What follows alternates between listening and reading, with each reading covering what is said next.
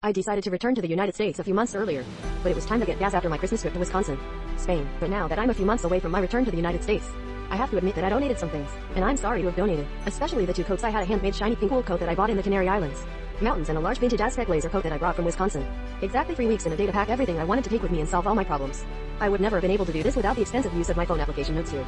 Create a complete list of things to do in both countries. Surprisingly, choosing my outfit was the easiest part of packing and moving, as over the years I became a habit of regularly checking my closet and handing out anything I wasn't wearing, something I didn't like or didn't fit. My good friend was going to move into my apartment, so I left her bigger things that I bought, such as my oven and kitchen utensils, and a shelf in my bathroom. I researched several shipping companies to find out how much it would cost to send the boxes back to the US, but it turned out that the cheapest route would be to bring as many suitcases as possible on the return flight. This allowed me to cancel my cell phone and internet contract with a lot of time, as I had to ask them to process the cancellation and give me a confirmation number to schedule a meeting with the router. However, I only bought the return flight after Christmas and fortunately received a cheap one-way ticket from TAP Air Portugal, which made it easier for me to check in extra luggage for a small fee.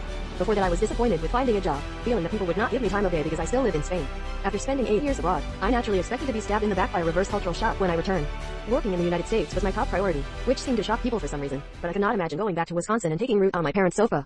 This is the real way. Everybody comes back for different reasons. Everybody comes back for different scenarios. And everybody treats the feelings associated with such big changes differently. In addition to the list of homework, the homework program proved to be very important so that I do not cause myself unnecessary pain or trouble. Ask me anytime, any day, and I will tell you that moving abroad is the best thing I've ever done.